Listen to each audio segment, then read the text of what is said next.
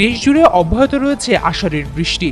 এ অবস্থায় দেশের 5টি বিভাগের কোথাও কোথাও অতি ভারী বর্ষণ হতে পারে বলে আভাস দিয়েছে বাংলাদেশ আবহাওয়া অধিদপ্তর। আগামী 24 ঘন্টার পূর্বাভাসে বলা হয়, খুলনা, বরিশাল, চট্টগ্রাম, ময়মনসিংহ ও সিলেট বিভাগের অধিকাংশ জায়গায় এবং রংপুর, রাজশাহী ও ঢাকা বিভাগের অনেক জায়গায় অস্থায়ীভাবে দমকা হাওয়া সহ হালকা থেকে মাঝারি ধরনের বৃষ্টি অথবা বজ্রবৃষ্টি হতে পারে। সেই সঙ্গে খুলনা, বরিশাল, চট্টগ্রাম, ময়মনসিংহ ও সিলেট বিভাগের কোথাও কোথাও মাঝারি ধরনের ভারী থেকে অতি ভারী বর্ষণ হতে পারে। আরো বলা হয়, সন্ধ্যা 6টায় ঢাকার বাতাসের আপেক্ষিক আর্দ্রতা ছিল 73%। বর্তমানে ঢাকায় বাতাসের গতিবেগ ঘন্টায় 8 থেকে 12 কিলোমিটার, যা দক্ষিণ বা দক্ষিণ পূর্ব দিক থেকে বইছে।